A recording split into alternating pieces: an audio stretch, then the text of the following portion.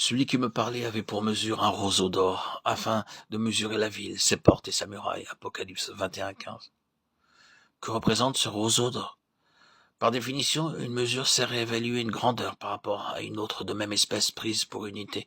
Ainsi, l'unité de mesure de Dieu, c'est l'or pur de la nature de Dieu, qui se définit en termes de pureté et de transparence.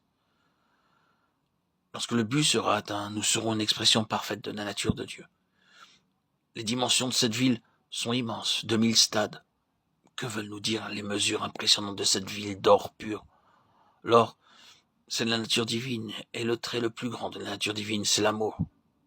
L'amour divin est à la base de la création, de la venue de Dieu en Christ pour souffrir et mourir à notre place sur la croix.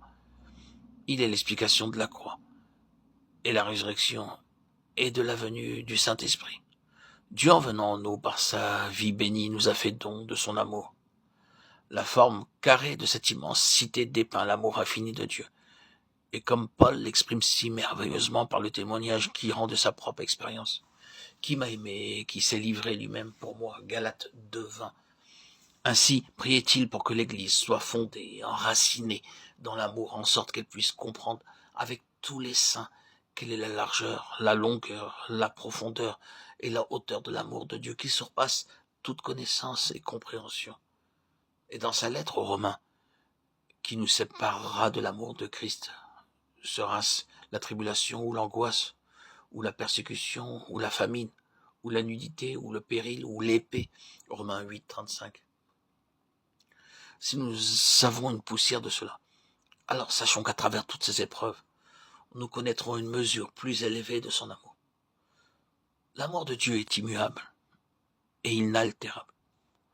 Nous pouvons nous égarer, nous éloigner, et quel que puisse être l'état délabré de notre vie spirituelle, Dieu veut toujours nous ramener à lui, nous pardonner, nous restaurer, et répandre dans notre cœur le baume de la douceur et de la bonté de son amour.